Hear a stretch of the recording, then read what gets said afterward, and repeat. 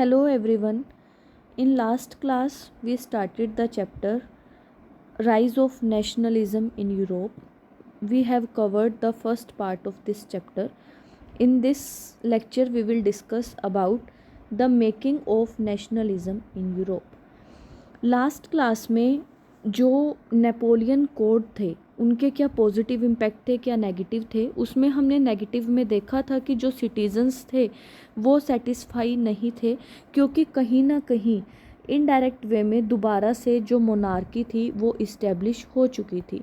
तो इस चैप्टर में हम देखेंगे कि ये जो नेशनलिज़म था यूरोप में वो कैसे बना, मीन्स क्या क्या कंडीशंस रही जिनके बेसिस पर जो नेशनलिज़म था वो यूरोप के जो कंट्रीज़ थी उसमें एमर्ज हुआ, क्या क्या कंडीशंस थी जिससे जहाँ वहाँ के जो सिटीजन्स थे उन्हें अपने नेशन के लिए लगाव होना स्टार्ट हो गया था। मीन्स वो कौन कौन सी जो प्रॉब्लम्स थे उनको फेस कर रहे थे। ठीक है, अब इसमें सबसे पहले हम देखेंगे कि कौन कौन सी प्रॉब्लम थी जो उस टाइम पर वो फेस कर रहे थे। इसमें इनडायरेक्ट वे में मोनार्की इस्टेब्लिश हो रही थी, जो वहाँ एरिस्टोक्रेसी थी वो स्टिल वहाँ उस टाइम पर प्रेजेंट थी। जैसे यूरोप में बहुत सारी कंट्रीज़ हैं, जर्मन, इटली, स्विट्ज़रलैंड, इन सभी कंट्री, ये जो सभी कंट्रीज़ हैं उनमें सभी में ऑटोनॉमी जो थी अलग अलग इंसान के पास थी। जो सेंट्रल यूरोप था उसमें ऑटोक्रेटिक मोनार्की इस्टेब्लिश थी। वहाँ जो डिफरेंट लैंग्वेजेस प्रेजेंट थी इसकी वजह से वहाँ यूनिटी का अभाव था, मतलब वहाँ जो सिटीजन्स थे वो यूनाइट नहीं थे। अभी आपको पता होगा कि जो यूरोप है उनका एक यूनियन है जिसको हम यूरोपियन यूनियन बोलते हैं, जिसमें अभी एट प्रेजेंट 27 स्टेट्स हैं। ठीक है, इसमें क्या है कि ये यूनियन का मतलब क्या है कि जो यूरोप की कंट्रीज़ हैं वो एक दूसरे से यूनाइट हो गई हैं। उन्होंने एक यूनियन बनाया है, किसके लिए? अपना अच्छे से ट्रेड कर सकें, अच्छे से अपनी कल्चरल जो उनके करैक्टरिस्टिक्स हैं उनको वो शेयर कर सके। बट उस टाइम पर यूरोप में ऐसा कुछ नहीं था, वहाँ पॉलिटिकल यूनिटी नहीं थी, वहाँ अलग अलग लैंग्वेज बोलते थे, वहाँ अलग अलग कंट्रीज़ में अपने लेवल पर ऑटोक्रेटिक मोनार्की थी। ठीक है, तो अलग अलग जो डिफरेंट रीजन्स थे और डिफरेंट जो पीपल थे उनके अलग अलग स्टैंड थे।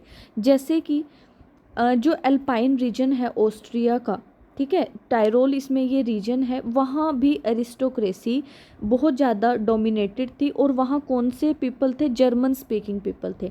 लास्ट क्लास में हमने क्या पढ़ा था कि जो नेपोलियन था उसने फ्रेंच को एक कॉमन लैंग्वेज बता दिया था, बट स्टिल वहाँ जो अलग अलग लैंग्वेजेस प्रेजेंट थी। तो उसकी वजह से देखिए यहाँ जर्मन स्पीकिंग भी थे, इटालियंस। इस पैराग्राफ में आपको ज़्यादा लर्न नहीं करना, बस ये समझना है कि वहाँ जो पॉलिटिकल यूनिटी थी वो किस वजह से नहीं थी। फर्स्ट रीज़न क्या है कि वहाँ एरिस्टोक्रेसी प्रेजेंट थी, मोनार्की रूल वहाँ प्रेजेंट था, वहाँ की जो लैंग्वेज थी वो डिफरेंट थी। एग्जाम्पल देने हैं कि जर्मन, इटालियन स्पीकिंग वहाँ पीपल थे।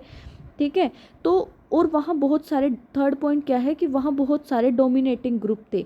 डोमिनेटिंग ग्रुप मतलब जैसे एक कंट्री के अंदर 100% पॉपुलेशन है तो उसमें से कुछ 5% पॉपुलेशन रेस्ट ऑफ 95 पॉपुलेशन के ऊपर कंट्रोल कर रही है, तो ये जो पॉपुलेशन है वो इसके ऊपर डोमिनेट कर रही है। तो ऐसे ही वहाँ कुछ डोमिनेटिंग ग्रुप थे जिसकी वजह से वहाँ उनका इंक्लूसिव डेवलपमेंट नहीं हो पा रहा था। देखिए एक ये इम्पोर्टेंट वर्ड है इंक्लूसिव डेवलपमेंट, मतलब कि सबको इंक्लूड करके डेवलपमेंट नहीं हो रहा था, सिर्फ कुछ ही इंसान का वहाँ डेवलपमेंट था। वहाँ जो ट्रेड था उसके ऊपर बहुत ज़्यादा रिस्ट्रिक्शंस थे, वो जो टैक्स थे वो बहुत ज़्यादा कलेक्ट करते थे, जिससे जो गरीब तबका था सोसाइटी का वो आगे एमर्ज होके नहीं आ रहा था। ठीक है, अब इसमें ये आपको इस चैप्टर में यहाँ तक ये प्रॉब्लम्स देखने को मिली कि किस किस रीजन की वजह से वहाँ पॉलिटिकल यूनिटी नहीं थी। ठीक है, अब इस चैप्टर में आगे हम देखेंगे कि ये हमने पूरे यूरोप को एज अ जनरल देखा कि क्या क्या प्रॉब्लम थे। अब उनके सॉल्यूशन भी देखने हैं, तो उनके सॉल्यूशन देने के लिए डिफरेंट डिफरेंट ग्रुप्स निकल के आएंगे। जैसे मिडिल क्लास क्या बोलती थी, ठीक है, जो वहाँ की मिडिल जनता थी, मिडिल क्लास की जो पॉपुलेशन थी वो क्या बोलती थी, वहाँ के जो एरिस्टोक्रेट्स थे वो क्या बोलते थे, वहाँ के जो रिवोल्यूशनरीज थे, देखिए इसमें कुछ वर्ड्स हैं, पहले उनको समझ लीजिए। कुछ रिवोल्यूशनरीज थे। रिवोल्यूशनरी का मतलब क्या होता है, क्रांतिकारी, जो वहाँ रिवोल्ट लेके आए। रिवोल्यूशनरी कहाँ से वर्ड निकल के आया, जो रिवोल्ट लेके आए थे, जो वहाँ एक दूसरे के ऊपर अटैक करते थे, ठीक है। उनका क्या ओपिनियन था वहाँ की यूरोप की कंडीशन को लेके। रिवोल्यूशनरीज का पढ़ना है, न्यू मिडिल क्लास का पढ़ना है, एरिस्टोक्रेटिक का पढ़ना है। एक इसके अंदर आएगा कि जो लिबरल थे उनका क्या था, और एक इसमें आएगा कंजर्वेटिव्स कि उनका क्या रोल था। बस इस चैप्टर में यही 4-5 हैं, इनका हमें रोल देखना है। देखिए अब जो एरिस्टोक्रेट्स थे ये तो वहाँ खुद ही रूल कर रहे थे, ये डोमिनेटिंग ग्रुप था जो रूल करेगा, तो इनको तो यही होगा कि जो यूरोप है उसको हम एज इट इज़ रखें, वहाँ जो रीजनल लेवल पर और नेशनल लेवल पर हम ही रूल करें, ठीक है।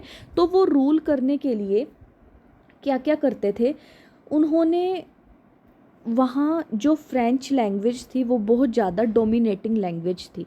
तो जो जैसे नेपोलियन ने फ्रेंच लैंग्वेज को वहाँ की जो कॉमन लैंग्वेज बना दिया था, तो वो फ्रेंच को क्या करते थे, सपोर्ट करते थे।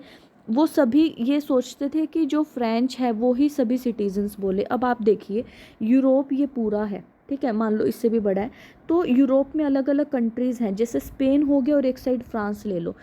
तो फ्रांस के पीपल फ्रेंच बोलते थे, ठीक है, ये डोमिनेटिंग थे, ये इनको बोल रहे थे कि आप भी फ्रेंच बोलो, बट स्पेन में तो हम स्पेनिश भी बोल सकते हैं ना।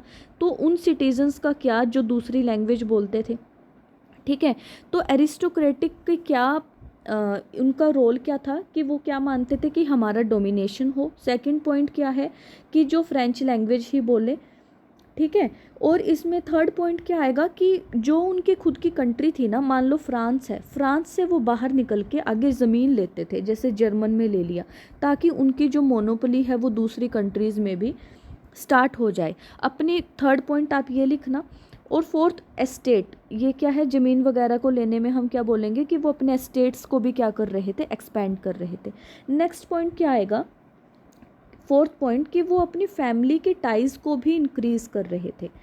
देखिए जैसे आज के टाइम में भी ये स्टिल प्रेजेंट है, जो रिच पीपल हैं वो हमेशा जो भी मैरिजेस अपने बच्चों की मैरिज वगैरह करवाते हैं, वो ज़्यादातर यही सोचते हैं कि हमारा बेनिफिट क्या होगा। जैसे एक पॉलिटिशियन दूसरे पॉलिटिशियन के साथ अपने फैमिली रिलेशन को इंक्रीज़ करता है, तो उसी तरीके से जो एरिस्टोक्रेसी थी उस टाइम पर, वहाँ का मान लो एक कंट्री का डोमिनेटिंग ग्रुप है, ये दूसरी कंट्री का डोमिनेटिंग ग्रुप है, तो ये एक दूसरे के साथ मैरिज करते थे, ठीक है। तो इससे क्या होता था, इनके रिलेशन इंक्रीज़ होते थे। इसका जो इसका जो रोल है वो इसकी टेरिटरी पर भी थोड़ा बहुत इंक्रीज़ होता था, जिससे वो अपने रूल को क्या करते थे, एक्सपैंड करते थे। इतना आया बात समझ में। तो आप फ्रेंच में क्या करोगे, फ्रेंच में आपको ये पॉइंट लिखने हैं कि फर्स्ट पॉइंट तो क्या आएगा कि जो एरिस्टोक्रेटिक थे वो डोमिनेटिंग ही रहना चाहते थे। सेकंड, वो अपने एस्टेट्स को इंक्रीज़ कर रहे थे। थर्ड, वो अपने मैरिजेस से अपने आगे रिलेशन को इंक्रीज़ कर रहे थे। फोर्थ क्या आएगा कि वो फ्रेंच को दूसरों के ऊपर डोमिनेट करना चाहते थे, ताकि जो माइनॉरिटी में जो सिटीजन्स हैं, जो माइनॉरिटी में जो पीपल हैं, उनका आवाज़ ना उठ सके, हम फ्रेंच को ही बहुत ज़्यादा इंक्रीज़ करें। तो ये किसके अंदर आएगा, एरिस्टोक्रेसी के अंदर। अब इसमें नेक्स्ट आएगा इसी पॉइंट के अंदर न्यू मिडिल क्लास। देखिए न्यू मिडिल क्लास कैसे एमर्ज हुई, जैसे जो इंडस्ट्रियलाइजेशन है, इंडस्ट्रियलाइजेशन मतलब कि इंडस्ट्रीज़ का आगमन कब हुआ। जैसे इंडस्ट्रियलाइजेशन इंग्लैंड में 18वीं सेंचुरी के हाफ के बाद ही हुआ, फ्रांस और जर्मनी में लगभग 19वीं सेंचुरी के पास हुआ, ठीक है। तो इंडस्ट्रियलाइजेशन से क्या हुआ, देखिए इंडस्ट्री से आप इतना तो समझते हो कि कुछ इंडस्ट्री से रिलेटेड बात है, तो इंडस्ट्री को कौन सेटअप करेगा? जिसके पास पैसे हों, रिच पीपल हो, ठीक है। ये मान लो प्रोड्यूसर है, इसने अपनी मशीन वगैरह से कुछ चीज़ प्रोड्यूस की, तो वो आगे कस्टमर के पास जाएगा, वो उसे कंज्यूम करेंगे। तो इसमें जो बीच में ट्रेड करने वाले थे ना, वो अलग से क्लास निकल के आई जिनको हम ट्रेडर्स बोलते थे, और वो एमर्ज हुए मिडिल क्लास। वो कौन एमर्ज हुए? Middle class. मतलब मिडिल क्लास का क्या था, जैसे ये एक डायग्राम है, यहाँ ऊपर आएंगे रिच, यहाँ आएंगे पुअर, पीजेंट्स लगा लो आप, ठीक है। तो इसमें क्या होता था, मान लो एक ब्रेड बनाने की फैक्ट्री है, ठीक है। तो पीजेंट्स ने क्या किया, गेहूं निकाले अपने खेत से, काम वगैरह किया, और वो इंडस्ट्रियलाइजेशन में प्रोसेस होके गेहूं से क्या बना, ब्रेड बन गया। तो वो इन किसी एक क्लास को देते थे जो कि आगे जाके ट्रेड करते थे। तो ये जो बीच की क्लास निकल के आई ना, वो ना तो ज़्यादा अमीर थी और ना ज़्यादा गरीब थी। वो कौन निकल के आए? मिडल मैन, ठीक है। ये कौन निकल के आए? Middle man. तो यहाँ से मिडल मैन का एमर्जेंस स्टार्ट हुआ। मिडल मैन ने बाद में अपनी आवाज़ उठाना स्टार्ट की कि अगर कोई हमें मोबिलिटी प्रोवाइड कराए, कोई हमें मोबिलिटी प्रोवाइड कराए, तो हम भी अपनी जो कंडीशन है उसको इम्प्रूव कर सकते हैं। मोबिलिटी मतलब कि एक ऐसी स्टेट जिसमें एक इंसान अपने आप को इम्प्रूव करे। मान लो एक इंसान है, वो एक महीने के 2,000 रुपये कमाता है, और उसको हमने इतनी अपॉर्चुनिटी प्रोवाइड कराई कि वो 2,000 से 10,000 पे आ गया। तो ये क्या है? उसकी मोबिलिटी हो रही है, ठीक है। तो यही मिडिल क्लास को पता चला कि अगर हमें कोई अपॉर्चुनिटी प्रोवाइड कराए तो हम भी रिच हो सकते हैं। जो ये एरिस्टोक्रेसी है, ये कोई अपने आप निकल के नहीं आई, ये हम अपने आप हासिल कर सकते हैं। तो इस वजह से ये एरिस्टोक्रेटिक की जो प्रिविलेजेस थी उसके ऊपर रिस्ट्रिक्शंस लगाना इन्होंने क्या कर दिया, मतलब आवाज़ उठाने स्टार्ट कर दी, ठीक है। इन्होंने आवाज़ उठाना स्टार्ट कर दी। और सेकंड क्या है, ये बहुत ज़्यादा यूनाइट हो गए। इनकी वजह से क्या आई, नेशनल यूनिटी इंक्रीज़ हो गई। इनकी वजह से नेशनल यूनिटी कंट्री में इंक्रीज़ हो गई, ठीक है। तो इसमें हमने एरिस्टोक्रेटिक रूल पढ़ लिया, और न्यू मिडिल क्लास से यूरोप में क्या क्या बदलाव आए वो हमने इसके अंदर पढ़ लिया, ठीक है। उसके बाद ये जो सर्फ्स हैं, कल्टिवेटेड बाय सर्फ, ये मैंने आपको ये डायग्राम जो समझाया था, ये पीजेंट्स जो थे ये वो ही सर्फ हैं, ठीक है। ये कल्टिवेट करते थे, ये इनको आगे इंडस्ट्रीज़ में प्रोवाइड कराते थे। और जो स्मॉल ओनर्स थे, ट्रेडर्स थे, ठीक है, ये मिडिल क्लास की तरह क्या हुए, एमर्ज हुए। ये इसके अंदर यही आएगा कि जो वर्किंग क्लास पॉपुलेशन थी, इंडस्ट्रियलिस्ट आए, एमर्ज हुए, बिजनेसमैन एमर्ज हुए, प्रोफेशनल एमर्ज हुए। वो क्या थे, वो एजुकेटेड थे, मिडिल क्लास थी, जिसकी वजह से नेशनल यूनिटी क्या हुई, इंक्रीज हुई। और एबोलिशन, किसकी आवाज़ उठाई, abolition of the aristocratic privileges. ये था aristocratic class and the emergence of middle class. Next है लिबरल नेशनलिज्म। लिबरल का मतलब क्या है, लिबरल का मतलब क्या होता है, फ्रीडम, मतलब कुछ भी काम करने की आज़ादी। फ्री से ये वर्ड निकल के आया है, लिबरल। तो आप खुद ही सोच के बताइए कि जो लिबरल होंगे उनकी क्या आइडियोलॉजी रही होगी यूरोप के रिगार्डिंग, कि हमें हमारे राइट्स प्रोवाइड कराओ, ठीक है, हमें हमारे राइट्स प्रोवाइड कराओ, हमें फ्रीडम प्रोवाइड कराओ कि हम कुछ भी बोल सकें, ठीक है। जो सेंसरशिप होती थी उसके अगेंस्ट इन्होंने बोलना स्टार्ट कर दिया। वोट देने का अधिकार हमें प्रोवाइड कराओ। जो वुमेन को सप्रेस कर रहे थे उसके अगेंस्ट इन्होंने बोलना स्टार्ट कर दिया। तो लिबरलिज्म में कुछ अलग अलग टाइप, देखिए, लिबरल का मतलब है आज़ाद होना। आज़ाद सिर्फ एक पर्सपेक्टिव से नहीं है कि उनको जीने का अधिकार दे दिया वो आज़ाद हो जाएगा। आज़ाद का मतलब है हर एक तरीके से आज़ाद होना, बेशक वो पॉलिटिकल फैक्टर हो। देखिए आप ऐसे बनाइए, इसको ऐसे बनाना डायग्राम। लिबरलिज्म, जो लिबरल नेशनलिज्म था वो कैसे इंक्रीज़ हुआ, उसमें अलग अलग फैक्टर आएंगे। आप ऐसे लिखना, पॉलिटिकल, फिर सोशल, फिर इकोनॉमिकल और फिर कल्चरल। ठीक है, इसको पूरा लिखना ऐसे बॉक्स में, political, social, economical and cultural. अब इसको मैं अलग अलग बता रही हूँ कि कौन कौन से लिबरलिज्म की उन्होंने डिमांड की।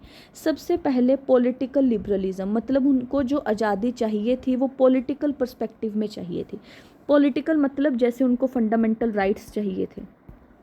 ठीक है, उसके बाद उनको राइट टू वोट चाहिए था कि हमें वोट देने का अधिकार दो।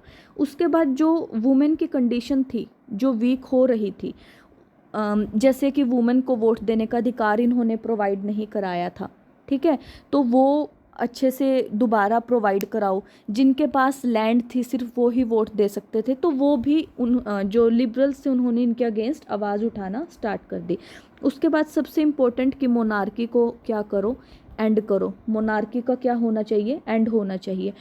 और जो एरिस्टोक्रेटिक प्रिविलेजेस थी उसको भी ख़त्म करो। जो privileges on the basis of birth थी उसको भी ख़त्म करो। तो ये सारे 1 2 3 4 5 6 पॉइंट्स आपको मैंने बताए पॉलिटिकल पर्सपेक्टिव में। ये लिखना, ये क्वेश्चन डायरेक्ट आता है कि जो लिबरल नेशनलिज्म था उसका क्या रोल था यूरोप की डेमोक्रेसी में।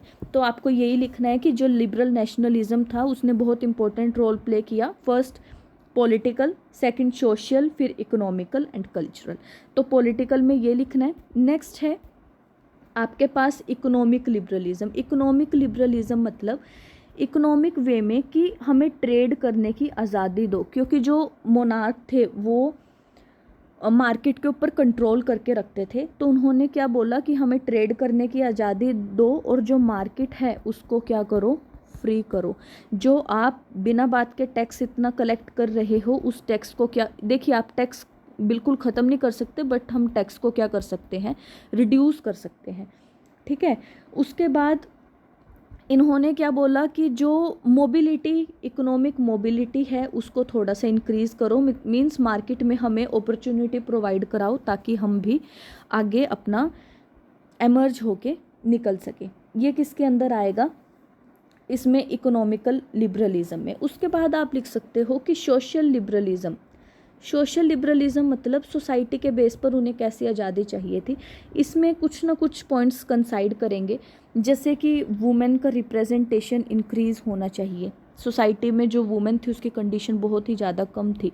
जो डोमिनेटिंग ग्रुप था उसको रिड्यूस करना चाहिए। तो ये इसके अंदर क्या आ जाएंगे, पॉइंट आ जाएंगे। उसके बाद जो लिबरल्स थे वो कल्चरल पर्सपेक्टिव में कैसे अपना रोल प्ले कर रहे थे। जैसे जो लैंग्वेज थी उसका किसी के ऊपर डोमिनेशन नहीं होना चाहिए। जैसे जो फ्रेंच लैंग्वेज थी उसका डोमिनेशन नहीं होना चाहिए। और जिसका जो भी अपने कल्चर को फॉलो करने का मन करे वो उसी कल्चर को फॉलो कर सकता है। ठीक है, तो ये इसके अंदर आएगा। उसके बाद लिबरलिज्म का मैंने आपको बता दिया, इसके अंदर यही आएंगे कि लिबरल का मतलब क्या होता है, फ्री होना, ऑटोक्रेसी को ख़त्म करो, क्लरिकल प्रिविलेजेस को ख़त्म करो, एक कॉन्स्टिट्यूशन बनाने की ज़रूरत है, एक रिप्रेजेंटेटिव गवर्नमेंट रखने की ज़रूरत है। आप पॉलिटिकल में ये दोनों भी ऐड कर सकते हो कि इन्होंने कॉन्स्टिट्यूशन की डिमांड की और रिप्रेजेंटेटिव गवर्नमेंट की थ्रू पार्लियामेंट। देखिए रिप्रेजेंटेटिव गवर्नमेंट का मतलब क्या होता है, जैसे ये सिटीजन्स हैं, इन्होंने वोट करके एक इंसान को जिताया, तो ये पार्लियामेंट में इन सभी को रिप्रेजेंट करेगा, इनकी प्रॉब्लम्स को आगे पार्लियामेंट में रखेगा। तो इसे हम क्या बोलते हैं, रिप्रेजेंटेटिव गवर्नमेंट की ये होनी चाहिए पार्लियामेंट के थ्रू। उसके बाद इन्होंने जो प्राइवेट प्रॉपर्टी है कि आप एक जगह से दूसरी जगह तक ज़मीन खरीद रहे हो और मैरिज के थ्रू आप अपनी प्रॉपर्टी को इंक्रीज़ कर रहे हो, तो वो उसको क्या करो, उसको वैलिड मत रखो। ठीक है, उसके बाद यूनिवर्सल सफरेज का मतलब क्या है कि राइट टू वोट उन्हें प्रोवाइड करवाना चाहिए, लिबरल डेमोक्रेसी होनी चाहिए, और जो वुमेन हैं उनको भी हर एक उसमें इम्पोर्टेंट रोल प्ले करना चाहिए। मीन्स उनको राइट प्रोवाइड कराओ। जैसे जो नेपोलियन कोड था उसमें जो वुमेन की कंडीशन थी वो बहुत ज़्यादा वीक कर दी थी और वुमेन को एक माइनर का स्टेटस प्रोवाइड करा दिया था। माइनर का मतलब क्या होता है, जिसकी आवाज़ बहुत कम होती है। जैसे मेजर और माइनर, मेजर मतलब बड़ा, जिसका रोल बड़ा हो, और माइनर मतलब थोड़ा। तो जो वुमेन थी उनको एक माइनर स्टेटस प्रोवाइड करा दिया था, तो उसके अगेंस्ट इन्होंने आवाज़ उठाई, इक्वल पॉलिटिकल राइट्स होने चाहिए। उसके बाद इकोनॉमिकल स्फीयर में यही है freedom, freedom of market, good और कैपिटल्स जो है उनके ऊपर रिस्ट्रिक्शंस कम रखो, ठीक है। तो यही सारे इसके अंदर पॉइंट्स आएंगे। उसके बाद देखिए इसमें इसमें अगेंस्ट, इसमें बीच में एक जो नेपोलियन का एडमिनिस्ट्रेटिव सिस्टम आया था, ठीक है, उसमें क्या था नेपोलियन के एडमिनिस्ट्रेटिव सिस्टम में कि उन्होंने 39 स्टेट्स का कन्फिडरेशन कर दिया था, मीन्स उनको इकट्ठा कर दिया था उसके बेस पर कि इन सब की करेंसी अलग अलग होगी, उन सब का वेट और मेजर्स का तरीका अलग अलग होगा, ठीक है। जो नेपोलियन कोड था इसमें 11 कस्टम बैरियर्स लगा दिए थे और 5% की ड्यूटी लगा दी थी, मीन्स एक प्रकार का टैक्स लगा दिया था। तो इन सब के अगेंस्ट भी इकोनॉमिकल लिबरल में आवाज़ उठी थी कि इन सब को बंद करो, आप इतना टैक्स नहीं लगा सकते, इतने बैरियर्स, बैरियर मतलब किसी के ट्रेड के ऊपर रिस्ट्रिक्शंस लगाना, और सबकी अलग अलग अगर करेंसी होगी तो मान लो एक कंट्री ये है, एक कंट्री ये है, इसकी अलग इसमें जो स्टेट्स हैं वो कंट्रीज़ को डिनोट कर रहे हैं, तो इसकी अलग करेंसी होगी, इसकी अलग करेंसी होगी, तो इसकी वजह से ये इससे अच्छे से ट्रेड नहीं कर पा रहा ना, अगर करेंसी ही सेम नहीं है। तो इसके अगेंस्ट जो इकोनॉमिकल लिबरल्स थे उन्होंने आवाज़ उठाई थी। और एक इसमें बोला हुआ है कि जो वेट एंड मेजर्स थे वो भी सबके डिफरेंट थे, तो इससे बहुत प्रॉब्लम हो रही थी।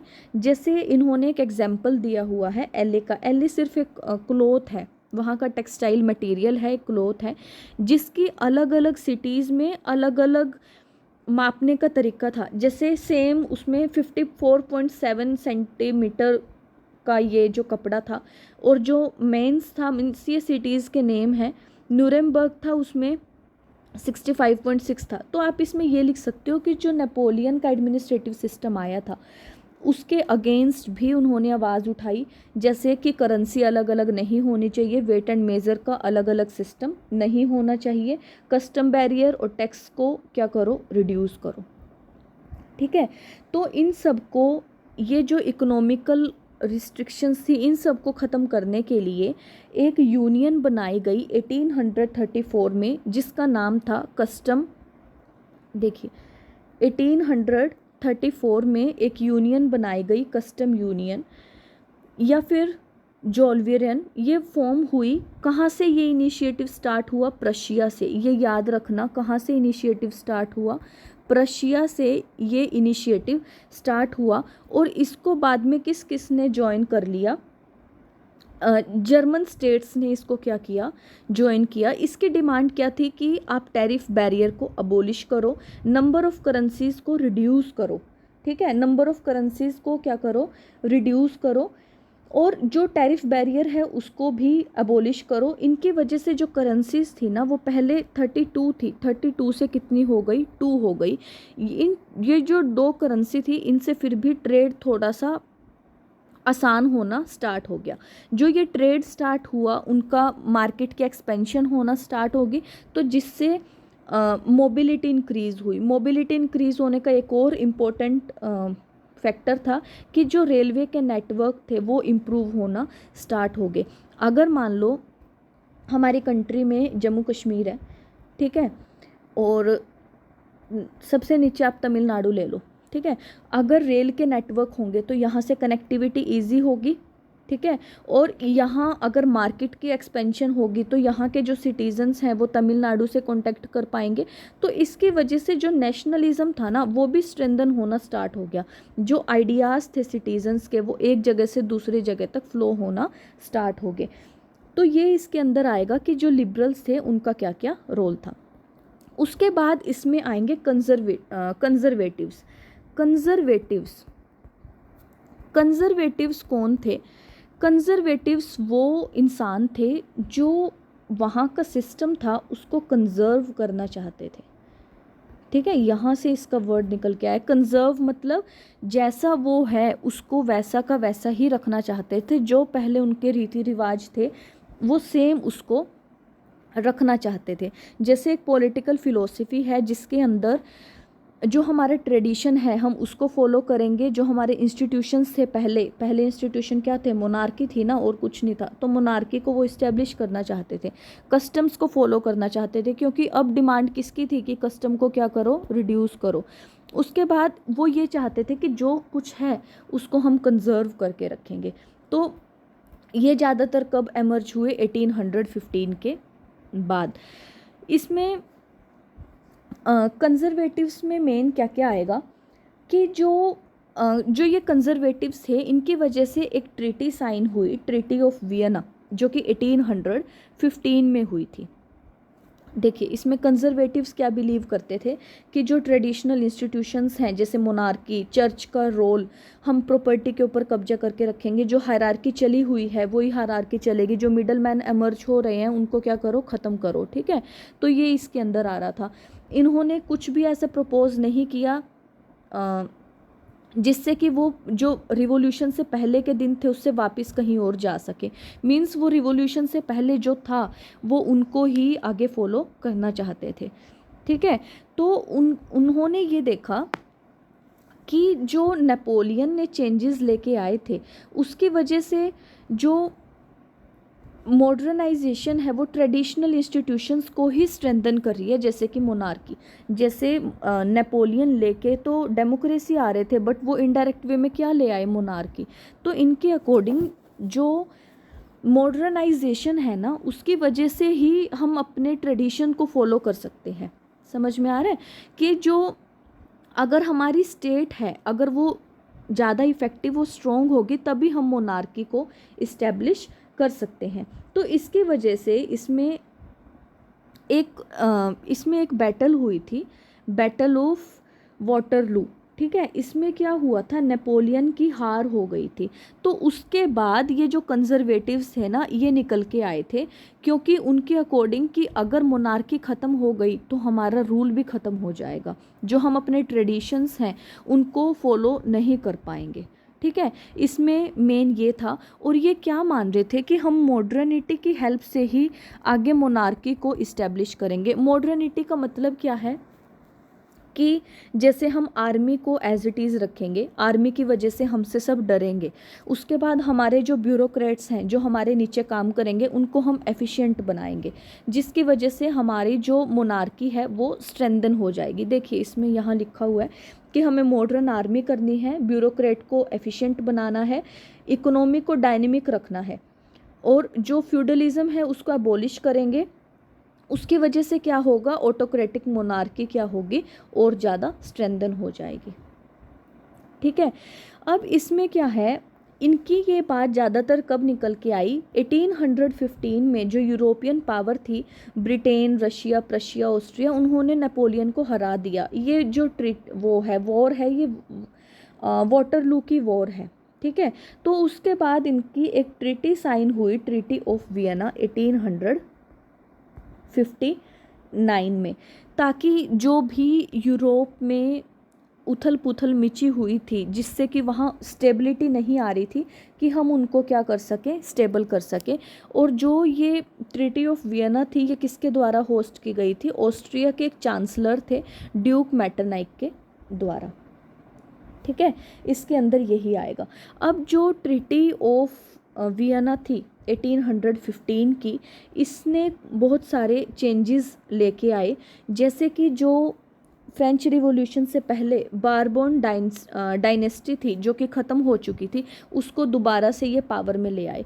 क्योंकि इनका मेन अल्टीमेट गोल क्या है कि जो भी प्री रिवॉल्यूशन मींस जो फ्रेंच रिवॉल्यूशन 1789 से पहले का सिस्टम था ना, हमें वो लेके आना है, बट किसकी हेल्प से, मॉडर्निटी की हेल्प से। जैसे आर्मी को स्ट्रॉन्ग करना है, ब्यूरोक्रेट को इफ़ेक्टिव करना है, तो वो इसके अंदर आएगा। ठीक है, अब इसमें ट्रीटी ऑफ वियना में पहले के इनका मेन फोकस क्या था कि हमें पहले वाला ही सिस्टम लेके आना है। तो इन्होंने क्या किया, जो बार्नबोन की डायनेस्टी थी उसको रिस्टोर कर लिया।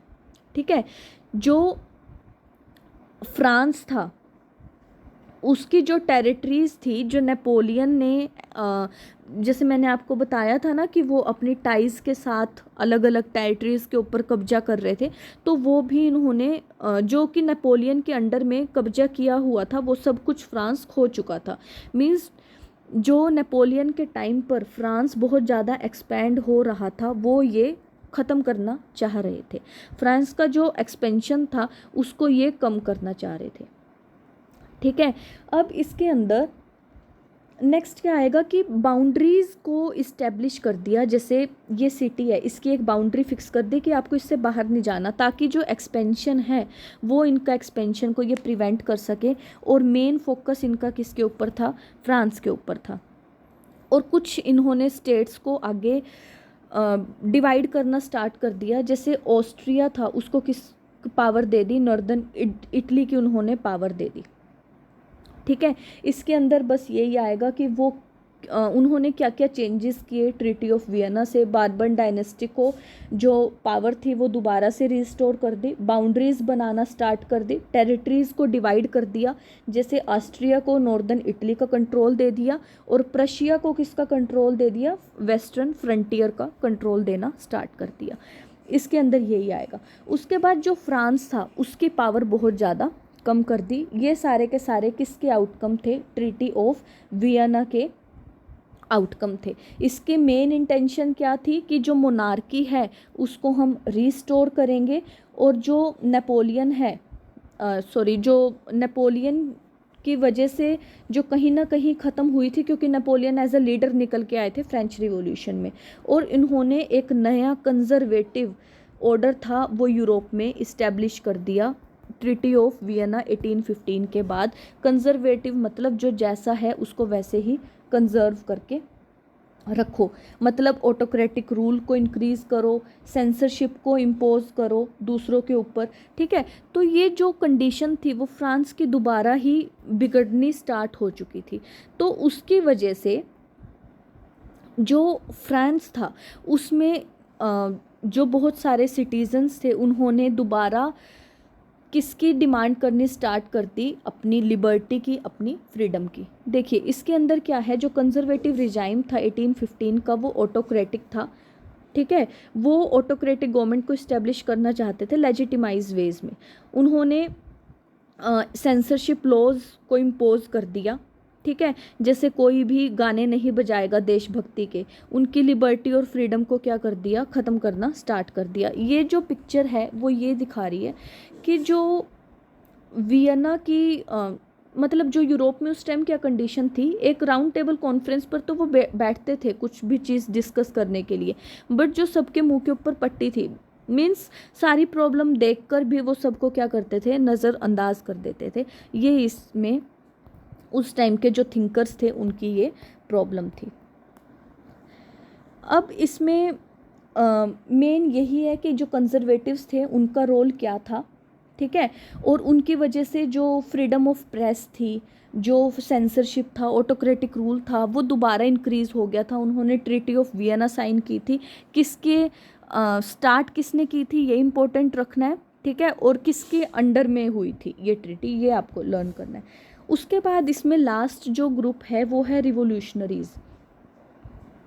रिवोल्यूशनरीज़ मतलब जो रिवोल्ट करके अपनी कंट्री में नेशनलिज्म को इंक्रीज़ कर रहे थे। रिवोल्ट मतलब एक हिसाब से दंगे करके अपनी कंट्री में जो रिवोल्यूशन था, जो नेशनलिज्म था, उसको इंक्रीज़ कर रहे थे। इसमें इसके अंदर क्या क्या आएगा? जैसे जो रिवोल्यूशनरी थे ये ज़्यादातर कब एमर्ज हुए? 1815 के टाइम पीरियड में। ये जो लिबरल नेशनलिस्ट थे उनके साथ ही थे, मतलब ज़्यादातर उनका साथ दिया, क्योंकि जो लिबरलिस्ट थे उनकी भी क्या सोच थी कि हमें अपने देश को क्या करना है? फ्री करना है। तो इन्होंने सीक्रेट सोसाइटीज़ बनाना स्टार्ट कर दिया, जैसे अंडरग्राउंड एक्टिविटीज़ करना स्टार्ट कर दिया, अपने आइडियाज़ को स्प्रेड करना स्टार्ट कर दिया, ट्रेन में रिवोल्ट करने स्टार्ट कर दिया अगेंस्ट द जो उनके डोमिनेटिंग ग्रुप थे। ठीक है, और ये मोनार्कियल फॉर्म को क्या करते थे? अपोज करते थे। और जो ज़्यादातर रिवोल्यूशनरीज थे वो किसके बाद आए थे? जो वियना कॉन्फ्रेंस उनकी हुई थी, ट्रीटी हुई थी, उसके बाद। और किस इनके जो पर्पस था वो क्या था? लिबर्टी और फ्रीडम। ये इनका मेन जो स्ट्रगल था वो किसके लिए था, फ्रीडम के लिए था, कि हमें अपना आज़ादी चाहिए। इसमें सबसे इम्पोर्टेंट जो इटालियन रिवोल्यूशनरी थे जिनका नाम था ग्यूसेफ माज़िनी, ठीक है, ये जो थे ये 1807 में इनका जन्म हुआ था। इन्होंने एक ये एक मेंबर थे, सीक्रेट सोसाइटी इन्होंने नहीं बनाई, ये जस्ट एक मेंबर थे, ठीक है। जो सीक्रेट सोसाइटी थी उसका नाम क्या था, कार्बोनरी। कार्बोनरी ये सीक्रेट सोसाइटी थी, ये इसके मेंबर थे। इन्होंने इम्पोर्टेंट रोल प्ले किया। इसमें दो सोसाइटीज़ और बनी थी जो इम्पोर्टेंट थी, वो थी यंग इटली मर्सलीज में बनी थी, और एक थी यंग यूरोप जो कि बर्न के अंदर बनी थी। इसमें क्या थे, जो लाइक माइंडेड पीपल थे वो इकट्ठा हुए, मींस जिनकी सोच मिलती थी कि हमें अपने कंट्री को लिबरलाइज करना है, वो इकट्ठे हुए और उन्होंने क्या करना स्टार्ट कर दिया। जो डोमिनेटिंग ग्रुप थे उनके अगेंस्ट मींस अंडरग्राउंड एक्टिविटीज़ ये ज़्यादा करते थे, रिवोल्ट करते थे, बैठकर बात करने में ये बिलीव नहीं करते थे। ये यही सोचते थे कि जब तक हम रिवोल्ट नहीं करेंगे हमारे ऊपर ये डोमिनेट ही करेंगे, ठीक है। जो माज़िनी थे वो बिलीव करते थे कि जो गॉड है उनका इंटेंशन यही है, वो नेशन को इसलिए बनाते हैं कि सभी मैन काइंड पर विश्वास रखें, और जो सिटीजन्स हैं वो यूनिट है मैन काइंड की, ठीक है। उसके बाद इसमें बस यही आएगा कि जो नेशंस हैं वो एक दूसरे के साथ मिलजुल कर रहें। उन्होंने अपने आप को मोस्ट डेंजरस एनिमी बोला था सोशल ऑर्डर का। ये बहुत इम्पोर्टेंट है, देखिए जो उन्होंने क्या बोला था, most dangerous enemy as the social order, क्योंकि सोशल ऑर्डर उस टाइम पर क्या था, मोनार्की थी, कि मोनार्की का ही रूल था। इस सोशल ऑर्डर को ख़त्म करने के लिए रिवोल्यूशनरी एक्टिविटीज़ स्टार्ट हुई थी। इसीलिए उन्होंने क्या बोला था कि मैं सबसे ख़तरनाक दुश्मन हूँ किसका, यहाँ का जो सोशल ऑर्डर है उसका। और इनका मेन मोटिव क्या था, वहाँ लिबरलाइज करना सभी को with the help of the revolts. तो ये इस चैप्टर में था। इस चैप्टर में हमने अलग अलग जो ग्रुप्स थे उनकी आइडियोलॉजी को समझा कि उनकी आइडियोलॉजी क्या क्या थी, किस किस बेस पर वहाँ नेशनलिज्म की जो भावना थी वो इंक्रीज़ हुई, ठीक है। तो इस चैप्टर में इतना ही है। नेक्स्ट चैप्टर में हम एज ऑफ रिवोल्यूशन को स्टार्ट करेंगे। Thank you for the class.